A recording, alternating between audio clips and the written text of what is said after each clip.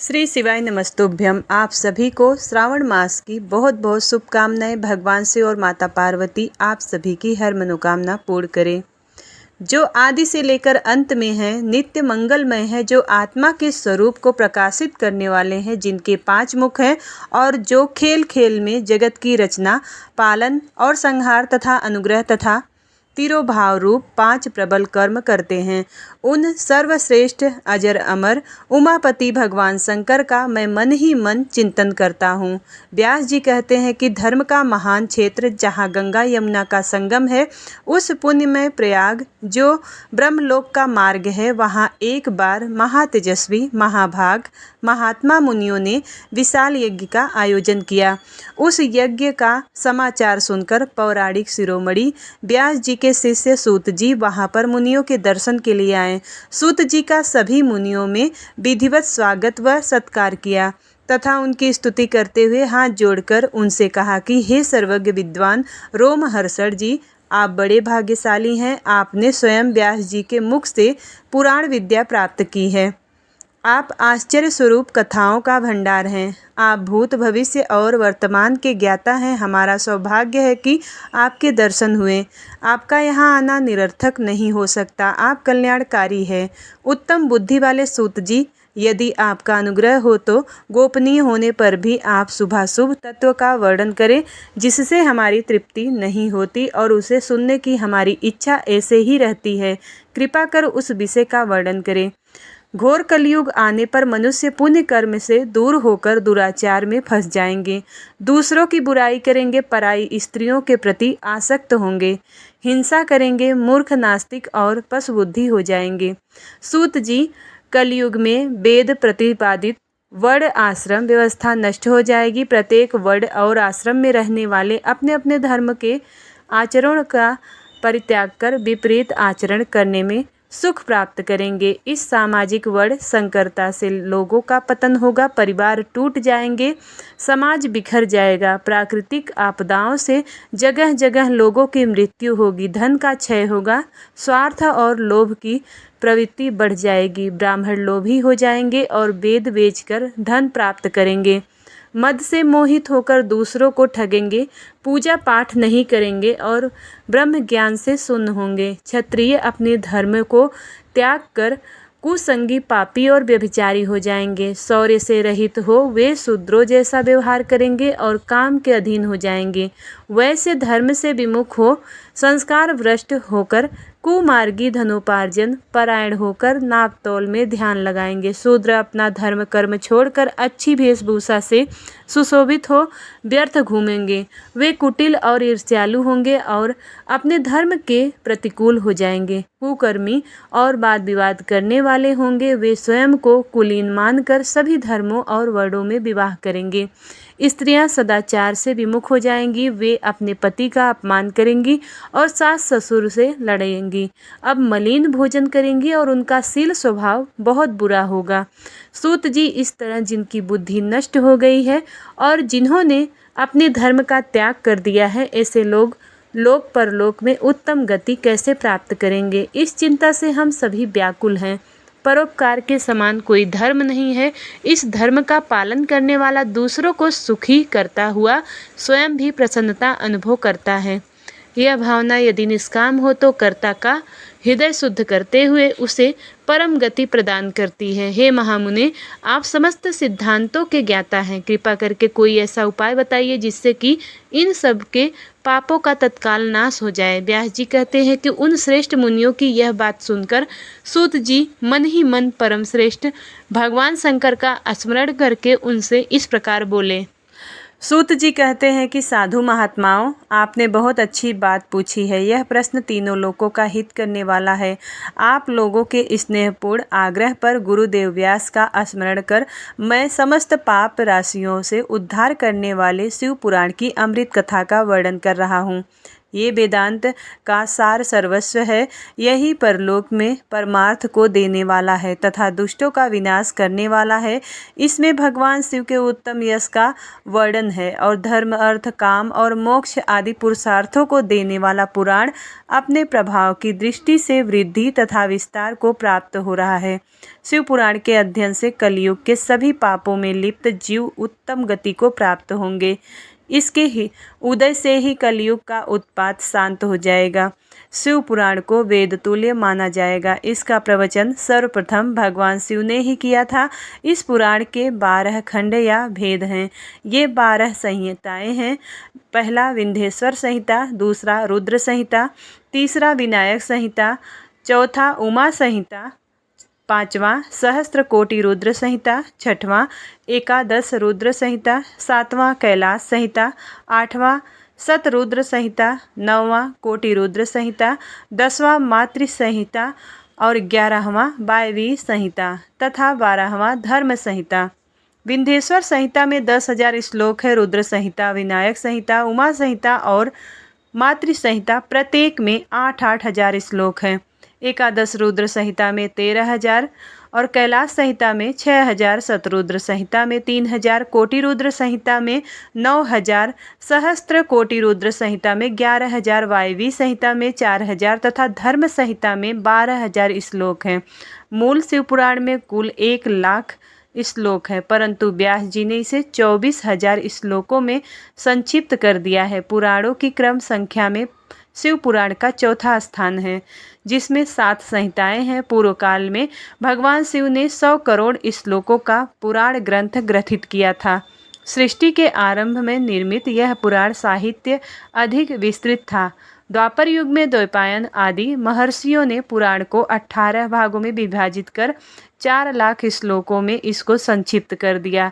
इसके उपरांत व्यास जी ने 24,000 श्लोकों में इसका प्रतिपादन किया। यह वेद तुल्य पुराण विंध्येश्वर रुद्र संहिता, शतरुद्र संहिता, कोटि रुद्र संहिता, उमा संहिता, कैलाश संहिता और वायवी संहिता नामक 7 संहिताओं में विभाजित है।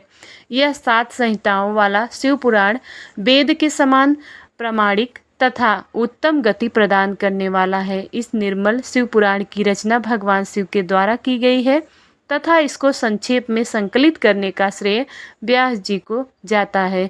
शिव पुराण सभी जीवों का कल्याण करने वाला, सभी पापों का नाश करने वाला है। यही सत्पुरुषों को कल्याण प्रदान करने वाला है। यह तुलना रहित है तथा इसमें वेद प्रतिपादित अद्वैत ज्ञान तथा निष्कपट धर्म का प्रतिपादन है। शिव पुराण श्रेष्ठ मंत्र समूहों का संकलन है तथा यही सभी के लिए शिवधाम की प्राप्ति का साधन है। समस्त पुराणों में सर्वश्रेष्ठ शिव पुराण ईर्ष्या रहित अंतःकरण वाले विद्वानों के लिए जानने की वस्तु है। इसमें परमात्मा का गान किया गया है। इस अमृतमय शिव पुराण को आदर से पढ़ने और सुनने वाला मनुष्य भगवान शिव का प्रिय होकर परम गति को प्राप्त कर लेता है। व्यास जी कहते हैं, सूत जी के वचनों को सुनकर सभी महर्षि बोले, भगवंत आप वेद तुल्य अद्भुत एवं पुण्यमयी शिव पुराण की कथा सुनाइए। सूत जी ने कहा कि हे महर्षिगण, आप कल्याणमय भगवान शिव का स्मरण करके वेद के सार से प्रकट शिव पुराण की अमृत कथा सुनिए। शिव पुराण में भक्ति, ज्ञान और वैराग्य का गान किया गया है। जब सृष्टि आरंभ हुई तो 6 कुलों के महर्षि आपस में वाद विवाद करने लगे कि अमुक वस्तु उत्कृष्ट है, अमुक वस्तु नहीं। इस पर विवाद ने बड़ा रूप धारण कर लिया तो सभी अपनी शंका के समाधान के लिए सृष्टि की रचना करने वाले अविनाशी ब्रह्मा जी के पास जाकर हाथ जोड़कर कहने लगे कि हे प्रभु, आप संपूर्ण जगत को धारण कर उनका पोषण करने वाले हैं। प्रभु, हम जानना चाहते हैं कि संपूर्ण तत्वों से परे परात्पर पुराण पुरुष कौन है। ब्रह्मा जी ने कहा, ब्रह्मा, विष्णु, रुद्र और इंद्र। यदि आदि से युक्त संपूर्ण जगत समस्त भूतों एवं इंद्रियों के साथ पहले प्रकट हुआ है। वे देव महादेव ही सर्वज्ञ और संपूर्ण हैं। भक्ति से ही इनका साक्षात्कार होता है, दूसरे किसी उपाय से इनका दर्शन नहीं होता। भगवान शिव में अटूट भक्ति मनुष्य को संसार बंधन से मुक्त दिलाती है और भक्ति से उन्हें देवता का कृपा प्रसाद प्राप्त होता है। जैसे अंकुर से बीज और बीज से अंकुर पैदा होता है, भगवान शंकर का कृपा प्रसाद प्राप्त करने के लिए आप सब महर्षि धरती पर सहस्त्रों वर्षों तक चलने वाले विशाल यज्ञ करो। यज्ञपति भगवान शिव की कृपा से ही विद्या के सार तत्व साध्य साधन का ज्ञान प्राप्त होगा। शिव पद की प्राप्ति साध्य और उनकी सेवा ही साधन है तथा जो मनुष्य बिना किसी फल की कामना किए ही उनकी भक्ति में डूबे रहते हैं वही साधक हैं।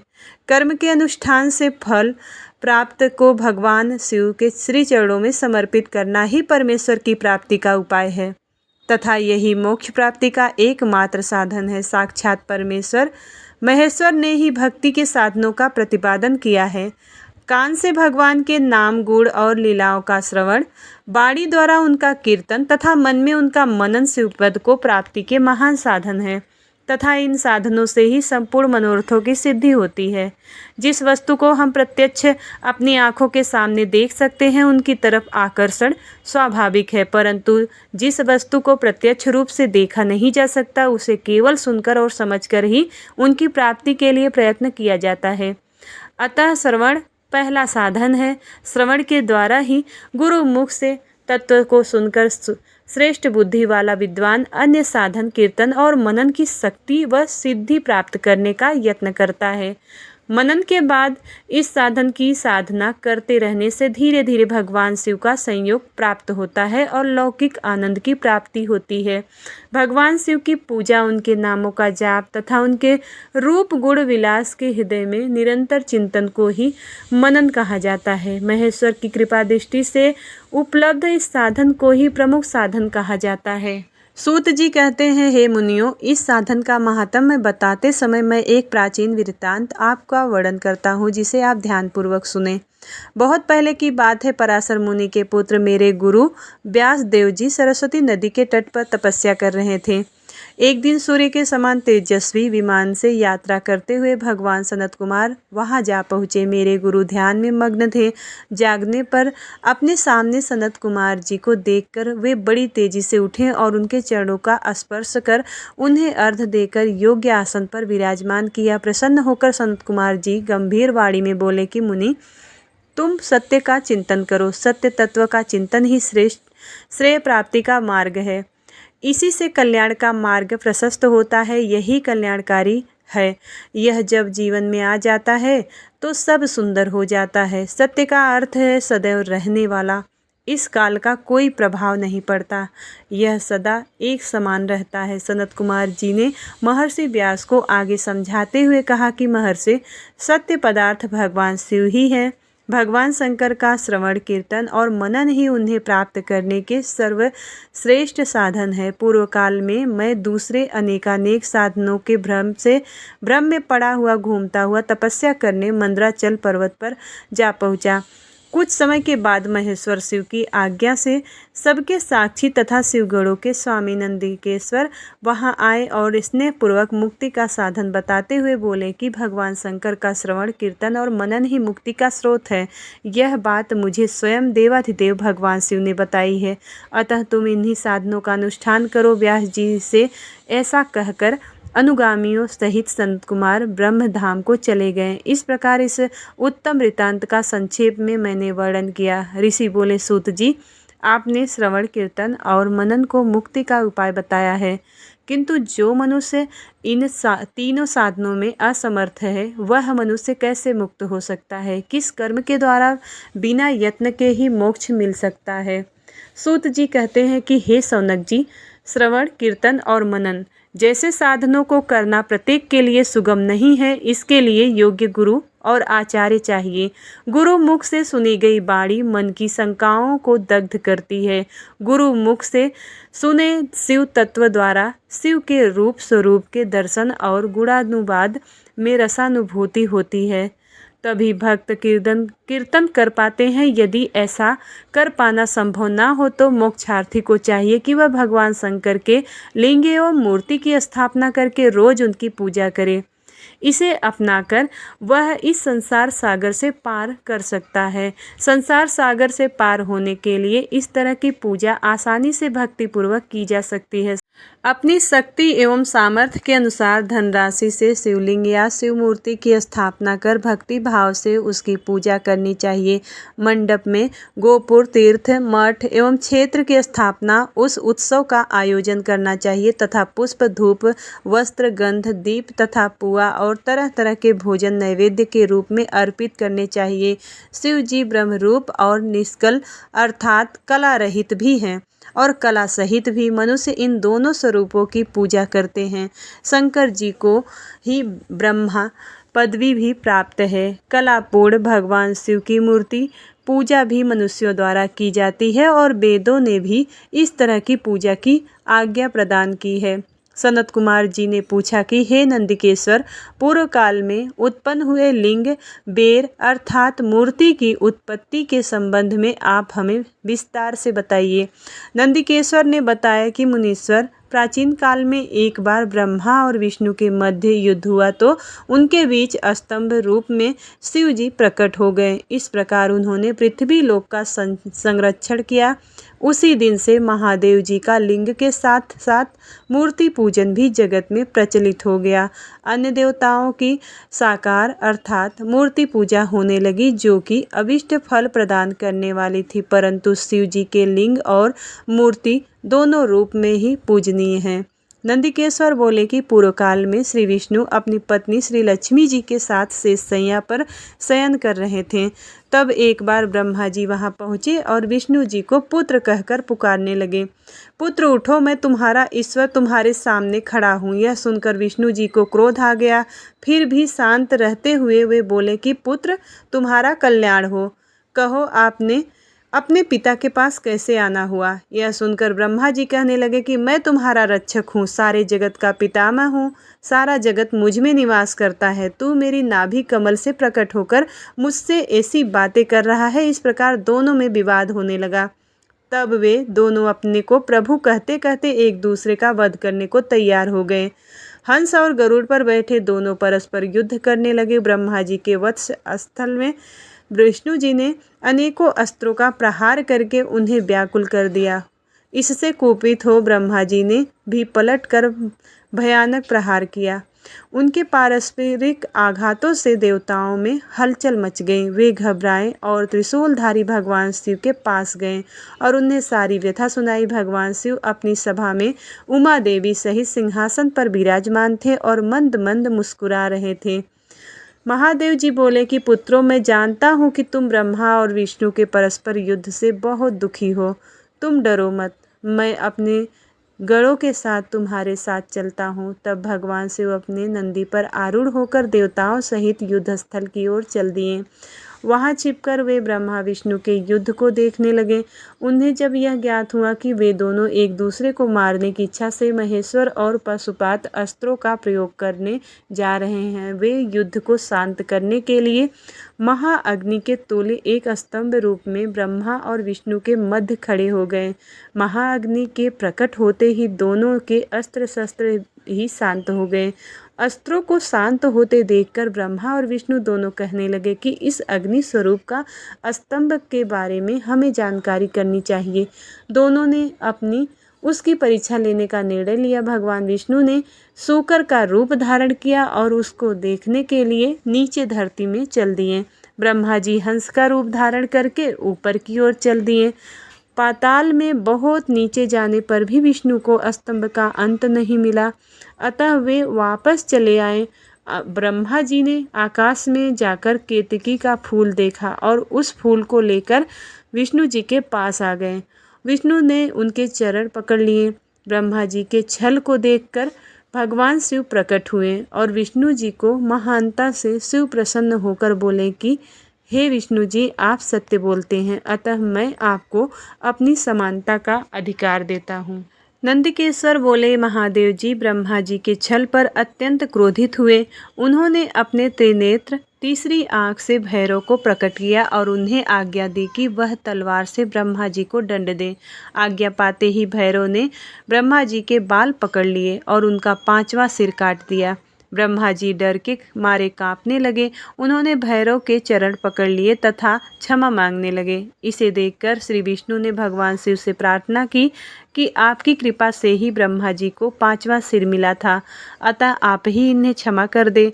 तब शिव जी की आज्ञा पाकर ब्रह्मा को भैरव ने छोड़ दिया। शिव जी ने कहा कि तुमने प्रतिष्ठा और ईश्वरत्व को दिखाने के लिए छल किया है, इसलिए मैं तुम्हें श्राप देता हूँ कि तुम सत्कार, स्थान व उत्सव से विहीन रहोगे।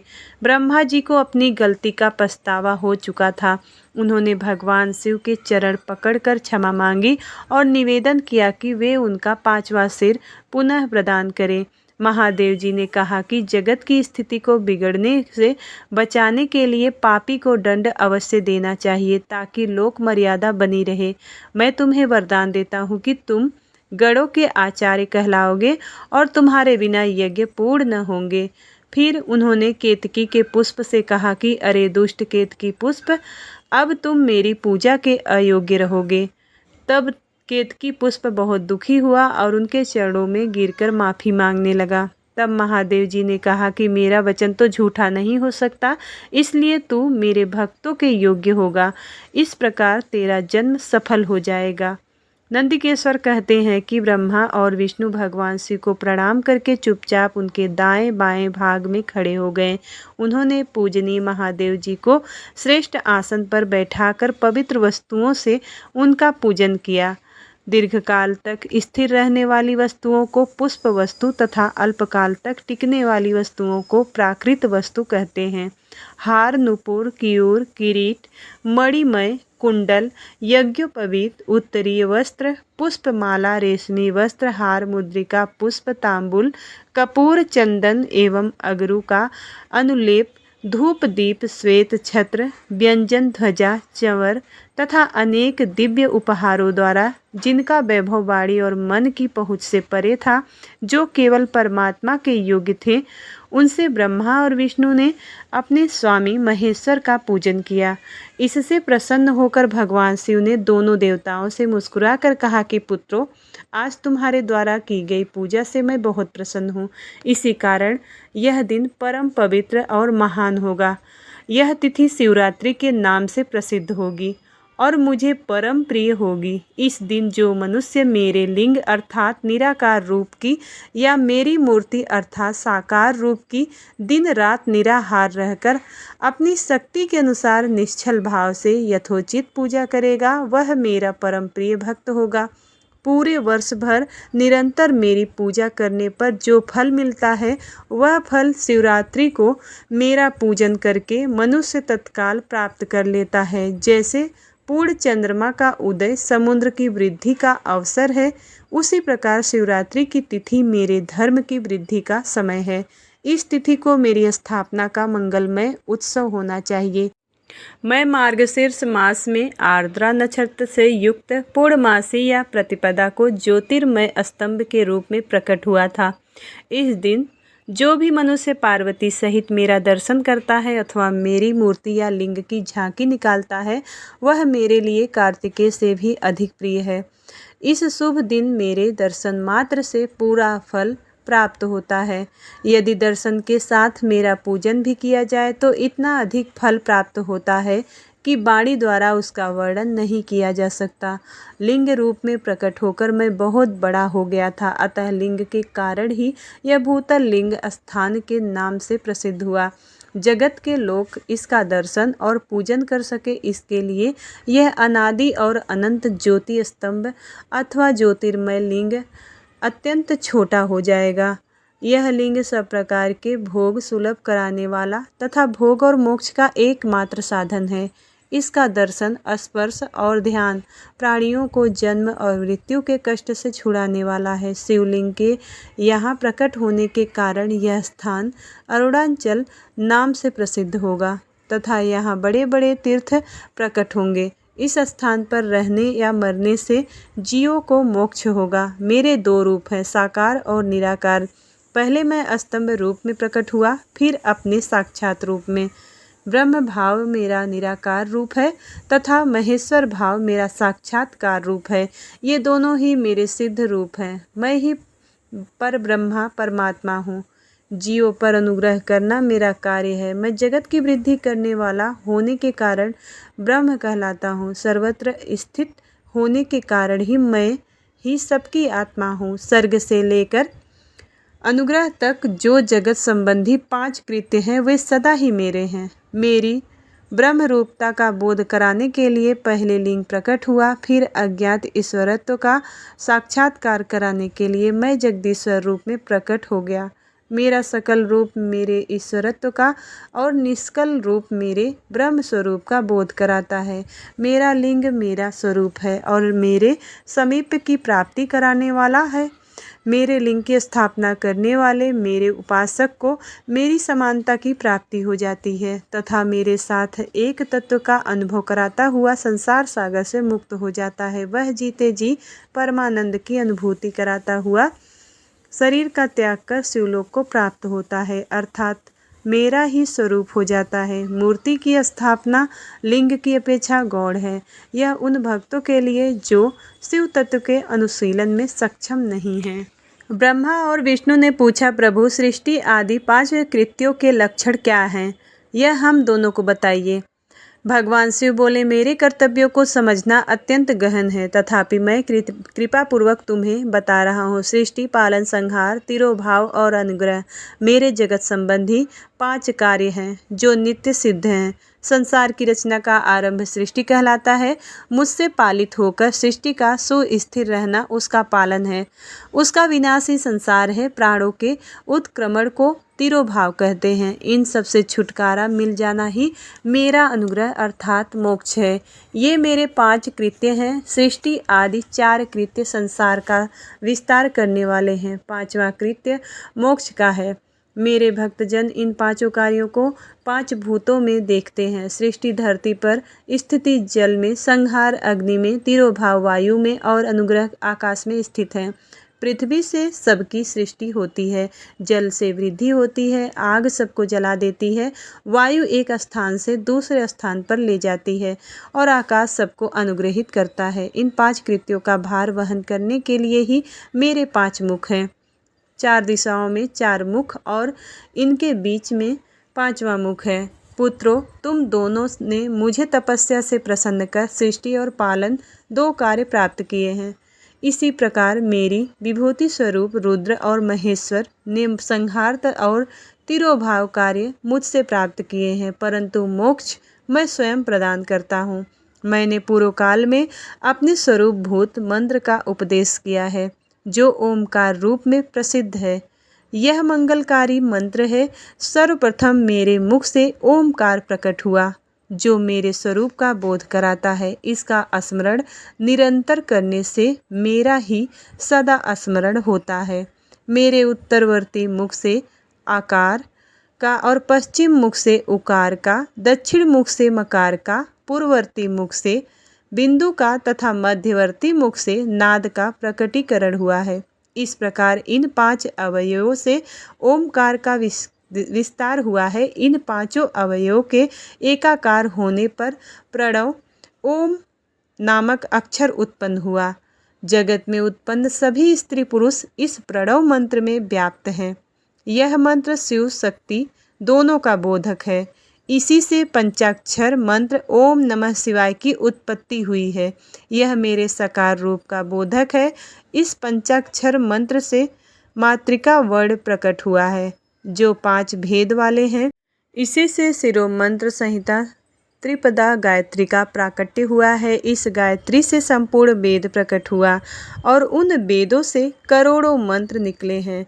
उन मंत्रों से विभिन्न कार्यों की सिद्धि होती है। इन पंचाक्षर प्रणव मंत्र से सभी मनोरथ पूर्ण होते हैं। इस मंत्र से भोग और मोक्ष दोनों प्राप्त होते हैं। नंदिकेश्वर कहते हैं, जगदम्बा उमा गौरी पार्वती के साथ बैठे महादेव ने उत्तरवर्ती मुख बैठे ब्रह्मा और विष्णु को पर्दा करने वाले वस्त्र से आच्छादित कर उनके मस्तक पर अपना हाथ रखकर धीरे धीरे उच्चारण कर उन्हें उत्तम मंत्र का उपदेश दिया। 3 बार मंत्र का उच्चारण उच्चारण करके भगवान शिव ने उन्हें शिष्यों के रूप में दीक्षा दी।